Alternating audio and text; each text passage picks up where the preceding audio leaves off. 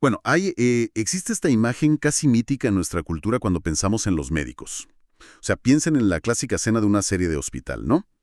Alguien colapsa, el especialista llega corriendo, mira a la persona por 2 segundos y de su mente, como si fuera una, no sé, una enciclopedia mágica. Una supercomputadora humana. Exacto, una supercomputadora. Y extrae el diagnóstico exacto y la dosis perfecta del medicamento para salvarla en el momento. Sí, es una visión muy reconfortante, digamos. La idea del profesional de la salud como un disco duro infinito que ha memorizado absolutamente cada variante y cada cura posible de la historia. Ajá.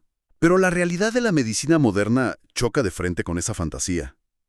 Hoy en día, la velocidad a la que se genera nueva evidencia es vertiginosa. Totalmente. Se publican miles de artículos científicos a la semana. O sea, lo que ayer era el tratamiento estándar de oro, hoy puede estar obsoleto por completo. Y ahí es justo donde esa imagen del médico enciclopédico se desmorona. Porque retener cada dato francamente, es imposible para un cerebro humano. Claro. Lo verdaderamente crucial hoy no es la memorización bruta, sino la metodología.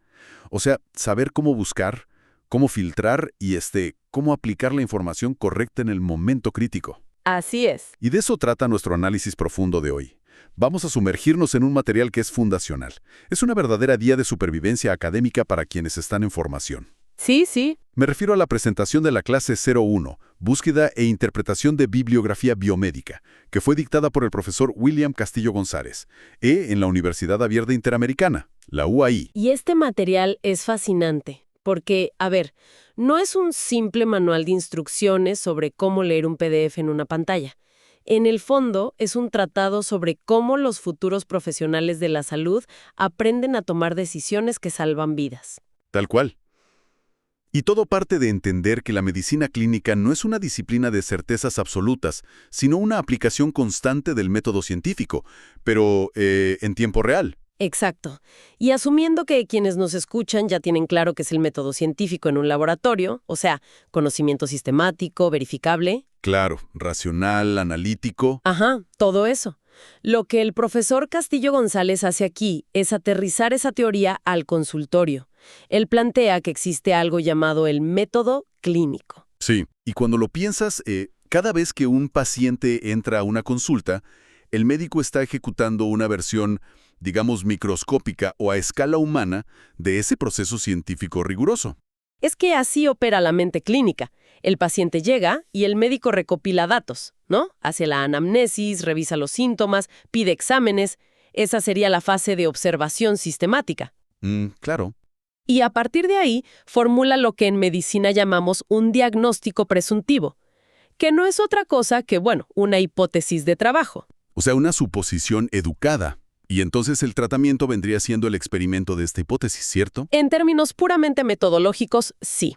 Se indica un tratamiento y luego viene el paso crucial, que es verificar los resultados. ¿El paciente mejoró? O sea, ¿la realidad se ajustó a la hipótesis que formuló el médico? Y si la fiebre no baja, por ejemplo, la hipótesis inicial probablemente era incorrecta o estaba incompleta. Exactamente. Y el ciclo vuelve a empezar con una nueva estrategia.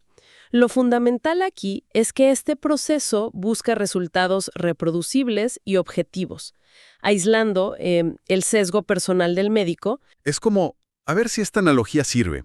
Es como una receta de repostería muy estricta, ¿no? Si sigues los pasos, las medidas exactas y los tiempos de cocción de la receta, cualquier persona en cualquier parte del mundo debería obtener exactamente el mismo pastel. Me gusta. Si el resultado cambia o el pastel se quema, la hipótesis de la receta tiene que modificarse. Es un buen ejemplo. Pero claro, este microexperimento en el consultorio no ocurre en el vacío. El médico necesita apoyarse en datos externos para formular esa receta, esa hipótesis inicial. Y ahí entramos al concepto que el material de la clase define básicamente como el motor de la medicina moderna, que es la práctica clínica basada en evidencia, o PCBE para abreviar. La famosa PCBE, sí. Y aquí hay un detalle que cambia mucho la perspectiva. El profesor la describe no como una sola cosa, sino como la integración de 3 pilares que son inseparables. Ajá. Número 1, la mejor evidencia científica disponible. Número 2, la experiencia clínica del profesional. Y el tercero, que me pareció interesantísimo, las preferencias y valores del paciente. Ese tercer pilar es clave, porque es donde la teoría choca directamente con la realidad humana. Y ahí quiero detenernos un momento, porque si alguien está prestando atención a esto, seguramente se le cruza por la cabeza una duda enorme. A ver. Si estamos hablando de ciencia estricta, o sea, de ensayos clínicos masivos que cuestan millones de dólares, y toda esa maquinaria empírica dice claramente que el tratamiento A es el mejor y el más eficaz, ¿por qué la ciencia dura no tiene la última y única palabra? Es una pregunta muy válida. Porque suena casi contraproducente dejar que las preferencias de un individuo sin formación médica compitan con la objetividad de un laboratorio. Bueno, esa es una tensión clásica. Y te diría que es el error de interpretación más común cuando se habla de medicina basada en evidencia. Creer que los datos dictan sentencias inflexibles. Ajá. La realidad es que un ensayo clínico se diseña en condiciones prístinas. Son entornos hipercontrolados. Pero el paciente real, el que entra por la puerta, es caótico. Claro, tiene una vida. Exacto. Supongamos que ese tratamiento A, el milagro del laboratorio, requiere que el paciente guarde reposo absoluto durante un mes entero. O, no sé, cuesta el equivalente a su salario de todo el año. O requiere transfusiones que violan sus creencias religiosas. O sea, en el papel es perfecto, pero en la práctica es totalmente inaplicable para esa persona. Ese es el punto fundamental. La ciencia te ofrece la mejor herramienta teórica, pero el contexto del paciente es el terreno donde esa herramienta tiene que funcionar. Entiendo. Si el médico impone el tratamiento ignorando la realidad socioeconómica o los valores de la persona, simplemente no habrá adherencia. El paciente va a dejar de tomar la pastilla. Y el tratamiento fracasa igual. Exacto. Entonces, la experiencia clínica del profesional, el segundo pilar, sirve como un puente. Es un mediador entre lo que dice la evidencia fría y lo que el paciente realmente puede sostener. Me encanta esa frase. Es como que la ciencia propone, pero el contexto del paciente dispone. Exactamente. Pero bueno, para poder proponer, primero hay que saber buscar esa evidencia empírica. Y el material de la UI es muy incisivo en esto. Explica que la práctica diaria genera dudas clínicas constantes. Todo el tiempo. Pero no todas las dudas se resuelven buscando en el mismo lugar o de la misma manera. El profesor clasifica las preguntas clínicas y las empareja, con diseños de estudios muy específicos. Porque no puedes encontrar la respuesta correcta si no sabes qué arquitectura tiene la investigación que la responde. O sea, el diseño del estudio importa muchísimo. Claro, o sea, si tu pregunta clínica es sobre un tratamiento o una intervención, el documento señala que el estándar empírico es el ensayo clínico controlado aleatorizado. Ajá. Pero si la duda es sobre un diagnóstico, hay que buscar, estudios de pruebas diagnósticas. Si queremos saber el pronóstico a largo plazo de una enfermedad, miramos estudios de cohortes. Así es. Y para preguntas de etiología, o sea, ¿qué causa una enfermedad o cuáles son los factores de riesgo? Miramos estudios de cohortes o estudios de casos y controles.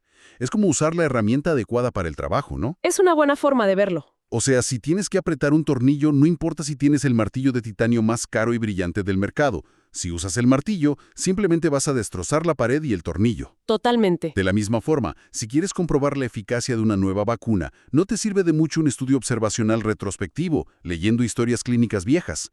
Necesitas la herramienta diseñada para aislar variables, que es el ensayo clínico. La analogía funciona perfecto, pero, plantea un dilema interesante que los estudiantes siempre enfrentan. ¿Cuál es? Si sabemos que el ensayo clínico aleatorizado es la herramienta más potente para establecer causa y efecto. Porque divide a la gente al azar, ¿no? A unos les da el fármaco y a otros un placebo, controlando los sesgos. Exacto. Si sabemos que es tan bueno, ¿por qué existen los otros estudios? Cualquiera pensaría que la medicina debería descartar lo demás y hacer ensayos clínicos para absolutamente todo, incluso para medir riesgos y etiologías. Claro, tiene lógica. O sea, si queremos saber si un químico nuevo en el agua de una ciudad causa daño hepático, lo ideal científicamente sería darle el químico a un grupo de personas y agua pura a otro grupo, ¿no? Científicamente sí, sería lo ideal, pero éticamente sería una atrocidad. Ah, claro. No podemos obligar a 1000 personas sanas a consumir una toxina o, digamos, a fumar 2 cajetillas diarias durante 20 años, solo para recolectar datos perfectos sobre el cáncer de pulmón. Sí, por supuesto, terminarías en la cárcel. Exacto. La ética pone un límite infranqueable a la metodología. Y es ahí donde los estudios observacionales entran al rescate. Los de cortes, por ejemplo. Precisamente, ya que no podemos intervenir y causar daño intencionalmente, nos limitamos a observar. Tomamos a un grupo de personas que por decisión propia ya fuman o ya están expuestas al químico en su trabajo. Ajá. Y las seguimos a lo largo del tiempo, comparándolas con otro grupo que no tiene esa exposición. La calidad de la evidencia tiene que adaptarse a la moralidad. ¡Wow! Es un punto fuertísimo. Y esto nos lleva a un problema estructural masivo que la academia y la ciencia médica tuvieron que enfrentar hace algunos años, y que este material de clase aborda de manera brillante. ¿Te refieres a la crisis de la pirámide? Exactamente. El colapso de la famosa pirámide de la evidencia. Históricamente, a todo estudiante de ciencias de la salud se le enseñaba una jerarquía gráfica muy rígida en forma de triángulo. Sí, el triángulo clásico. En la base, lo menos confiable. Opiniones de expertos. Luego íbamos subiendo escalones por estudios de casos, cohortes, luego los ensayos aleatorizados, Ajá. hasta llegar a la corona, la cima absoluta e incuestionable de la pirámide, que eran las revisiones sistemáticas y los metaanálisis. Y fue un modelo muy útil en su momento, ¿sabes? Porque facilitaba la enseñanza. Un ensayo clínico siempre superaba a un estudio observacional. Un metaanálisis siempre superaba a un ensayo individual. Era una regla matemática casi, muy simple. Era simple, sí, pero la clase del profesor Castillo González deconstruye esta idea por completo y presenta las limitantes severas de esa pirámide tradicional. Sí, señala que a veces los ensayos clínicos tienen una validez externa pobrísima, o que agrupar muchos estudios en un metaanálisis no garantiza la verdad si los estudios originales estaban mal hechos. Ese es el talón de Aquiles del modelo antiguo. La jerarquización por diseño asumía que el envase garantizaba la calidad del contenido. Es loco porque cuando leí esto en las diapositivas, me imaginé la situación de un restaurante exclusivo. A ver. Imagina el restaurante con más estrellas Michelin de tu ciudad, con la presentación más elegante posible. Pero si entras a la cocina y descubres que el chef está usando ingredientes caducados o en mal estado, no importa cuán sofisticada sea la técnica culinaria. Claro. El plato final te va a hacer daño. Y un metaanálisis, que es básicamente una licuadora estadística de muchos estudios, funciona igual. Si metes en esa licuadora 10 ensayos clínicos deficientes, llenos de sesgos metodológicos, el resultado no es evidencia de nivel superior. Es, con perdón de la palabra, basura procesada elegantemente. Es un excelente paralelo. El sello de metaanálisis otorgaba una falsa sensación de seguridad a los médicos, y cuando la comunidad internacional aceptó por fin este problema, la pirámide tuvo que evolucionar. Y ahí el documento introduce la transición hacia la pirámide revisada y el proceso GRADE. Visiones sistemáticas, literal se despega del triángulo por completo y se transforma en una especie de lupa que está flotando sobre los demás estudios. Y lo que ese gráfico ondulado te está diciendo, el mensaje real, es que el diseño de un estudio ya no dicta automáticamente su calidad final. ¿Cómo así? O sea, un estudio observacional de cohortes, que históricamente estaba relegado a un segundo o tercer plano en la pirámide, puede estar tan excepcionalmente bien diseñado, con un seguimiento tan riguroso y una muestra tan masiva, que su nivel de evidencia supera al de un ensayo clínico aleatorizado. Un ensayo que quizás se hizo a las apuradas o, peor, con conflictos de interés. Exactamente. Las fronteras ahora son porosas. Y la lupa flotante significa que las revisiones sistemáticas ya no son un tipo de evidencia en sí mismas, sino que son el lente a través del cual evaluamos la evidencia primaria. Claro, son una herramienta de observación, no el dato en sí. Y aquí es donde el sistema GRADE aporta un rigor sin precedentes. Porque GRADE no solo evalúa cómo se diseñó el estudio, sino su validez interna, o sea, si los métodos realmente minimizaron el sesgo. Ajá. Y también evalúa su validez externa. Es decir, si los pacientes que participaron en el estudio se parecen al paciente real que tienes frente a ti en el consultorio. Y el material de la clase detalla que GRADE clasifica la calidad de la evidencia resultante en 4 niveles dinámicos: alta, moderada, baja y muy baja. ¿Sí? Esos 4 niveles son el estándar hoy. Y la forma en que definen estos niveles me parece fundamental para cualquier estudiante de ciencias porque cambia la filosofía de cómo vemos la verdad científica. Por ejemplo, evidencia alta no significa que hayamos descubierto una ley inmutable de la física escrita en piedra. No, para nada. La ciencia médica rara vez funciona con certezas absolutas e inmutables. Great define la evidencia alta diciendo algo como, es muy improbable que investigaciones futuras cambien nuestra confianza en la estimación del efecto. Nos habla de niveles de confianza. Nos habla de probabilidades y de confianza, no de dogmas incuestionables. Y en el otro extremo, evidencia muy baja, significa que básicamente estamos volando a ciegas. Cualquier estimación del efecto es altamente incierta y seguramente el próximo estudio serio derrumbe lo que creemos saber hoy. Es un sistema muy honesto que en lugar de ocultar la incertidumbre propia del método científico, la abraza y la cuantifica para que el médico tome precauciones. Pero claro, para evaluar esa evidencia y aplicar el sistema GREAT, primero hay que tener los artículos científicos sobre la mesa, ¿no? Ese es el paso previo obligatorio. Y ahí pasamos al núcleo más táctico de la clase de la UAI, el mapa del tesoro. ¿Dónde diablos se encuentran los médicos toda esta información validada? Y esto es crítico. El documento detalla exhaustivamente las fuentes documentales, fuentes primarias, secundarias. Pero el plato fuerte, sin duda, son las bases de datos biomédicas. Y ojo, no estamos hablando de hacer una búsqueda rápida en Internet. No, ni de cerca. Esto demuestra, de forma muy implacable, por qué buscar respuestas sobre síntomas o tratamientos complejos en un buscador genérico o en Wikipedia es prácticamente jugar a la ruleta rusa con la salud de alguien. Totalmente. Hay que entender que los buscadores comerciales están diseñados con algoritmos para mostrarte lo más popular, lo más clicado o lo mejor optimizado por equipos de marketing. Claro, te venden posicionamiento. Exacto. No te muestran lo metodológicamente más robusto ni lo más validado científicamente.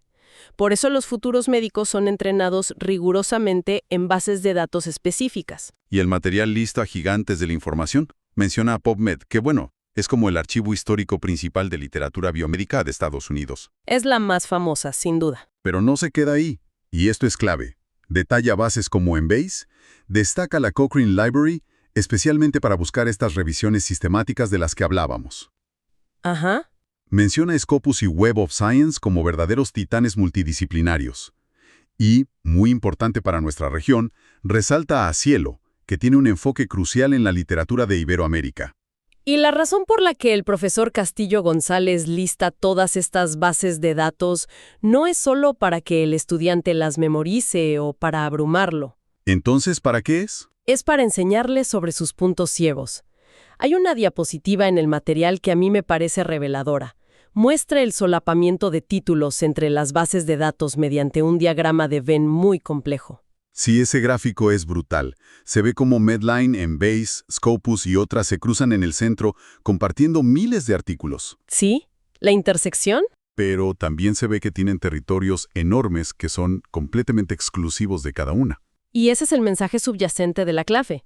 Si un médico o un investigador solo busca su respuesta en PubMed, porque es la más fácil de usar o la más conocida, el gráfico demuestra visualmente que se está perdiendo una cantidad masiva de evidencia. Claro, se queda con una parte del pastel nada más. Por ejemplo, Embase indexa de manera mucho más profunda la literatura farmacológica europea y miles de conferencias médicas que PubMed simplemente ignora por completo. Wow. Entonces, si tú estás investigando un efecto secundario raro de un medicamento y no buscas en Embase, tu revisión de la evidencia ya está sesgada desde el minuto cero. La exhaustividad al buscar no es un capricho académico de un profesor exigente, es una necesidad clínica real. Es un ecosistema de información inmenso y complejo.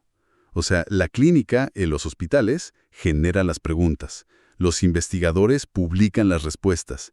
Estas bases de datos gigantescas las indexan. Ajá. Y luego las universidades tienen que enseñar a los estudiantes a pescar en ese océano de datos sin ahogarse, lo cual nos conecta perfectamente con la parte final del material del curso. La evaluación, supongo. Exacto.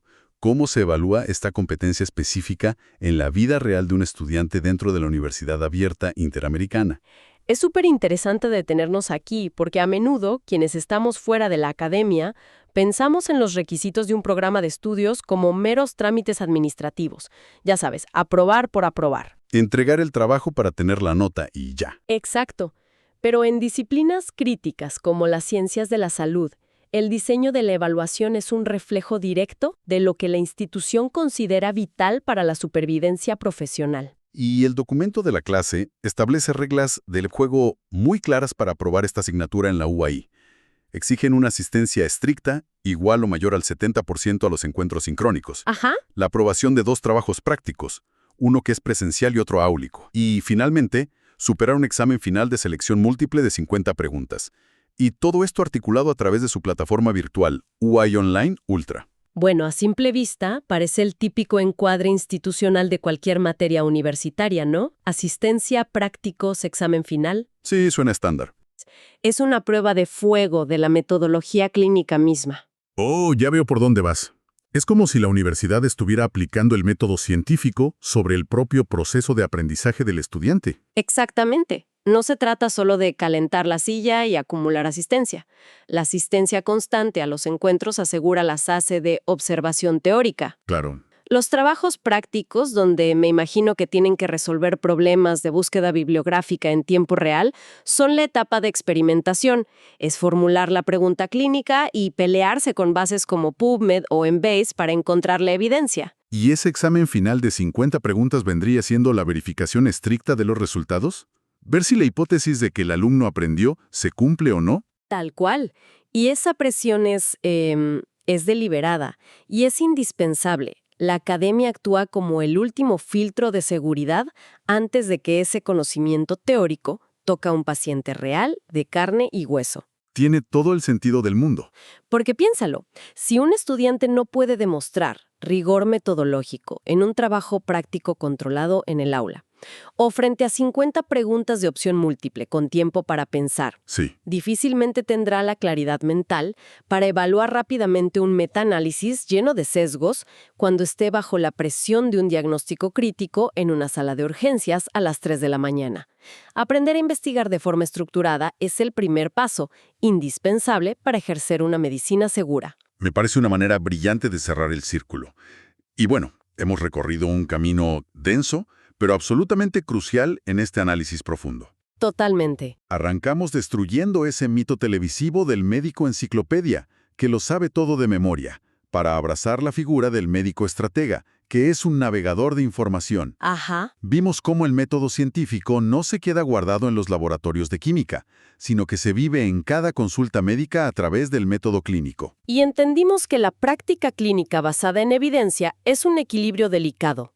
Requiere juntar la mejor ciencia empírica disponible con la experiencia del médico y, sobre todo, con la ineludible realidad y los valores del paciente. Porque la mejor pastilla falla si el paciente decide no tomarla. Exacto. También exploramos la importancia de alinear el tipo de pregunta clínica con el diseño de estudio correcto y cómo las cuestiones éticas, como no poder envenenar a la gente a propósito, nos obligan a usar estudios de cohortes. Fuimos testigos de la caída de esa antigua pirámide de la evidencia. Entendimos que un metaanálisis de datos deficiente sigue siendo deficiente. Basura entra, basura sale. Tal cual. Y vimos cómo el sistema GRADE nos enseña a evaluar la validez real de la información, abrazando la incertidumbre en lugar de esconderla. Y finalmente dimensionamos ese vasto, inmenso océano de las bases de datos biomédicas, comprendiendo que usar solo un buscador es un peligro y que buscar exhaustivamente es una responsabilidad ética que se forja ahí, en el rigor de las aulas universitarias como en la UAI. Todo este andamiaje metodológico, las bases de datos, las evaluaciones, los diseños de estudio que vimos, todo esto tiene un único punto de convergencia al final del día. Que es proteger al paciente, asegurar que la persona que se sienta vulnerable en ese consultorio reciba una atención basada en hechos reales, validados críticamente y no en intuiciones desactualizadas de un médico que no quiso leer. Y es precisamente esa integración de habilidades, esa carga cognitiva del médico, la que nos deja con un pensamiento bastante provocativo para ir cerrando nuestro recorrido de hoy. A ver, sorpréndeme. Si lo piensan, gran parte de esta clase de la UAI está dedicada a enseñar a la mente humana, al estudiante, cómo interactuar con inmensas bases de datos como Cochrane, Embase o Web of Science. ¿Sí? A cruzar variables, armar algoritmos de búsqueda para encontrar el estudio adecuado entre millones de PDFs. que es una tarea cognitivamente muy, muy exhaustiva, te drena. Exacto. Pero hoy, y cada vez más rápido, estamos presenciando el avance explosivo de la inteligencia artificial. Oh, ya veo hacia dónde vas. Máquinas y modelos de lenguaje que ya son capaces de leer, cruzar, filtrar y sintetizar millones de artículos biomédicos de todas esas bases de datos en, literal, fracciones de segundo. Sí, evaluando sesgos y aplicando criterios de grade casi al instante. Es impresionante. Entonces la pregunta es, si la inteligencia artificial asume pronto ese rol pesado, el de buscar y procesar la evidencia dura, ¿cambiará radicalmente la identidad del profesional de la salud en las próximas décadas? Es un horizonte que sin duda va a sacudir los cimientos de la educación médica universitaria. Todo lo que hablamos hoy va a tener que readaptarse. Quizás estemos ante una paradoja fascinante para el futuro. A medida que la hipertecnología y la IA se encarguen de la ciencia dura y de la recopilación masiva de datos, el médico tendrá que apoyarse más que nunca en aquel tercer pilar de la práctica clínica basada en evidencia que mencionamos. Las preferencias y valores del paciente. Exactamente. Las preferencias del paciente. Quizás el médico del futuro ya no tenga que ser el mejor buscador de artículos en PubMed, sino que será el intérprete humano, empático e insustituible. El que traduce esa avalancha de datos fríos de la máquina a los miedos, la cultura, la religión y la vida real de la persona asustada que tiene enfrente. Una idea profunda e inquietante para seguir analizando. Muchas gracias a quienes nos escuchan por acompañarnos en este análisis profundo. Hasta la próxima.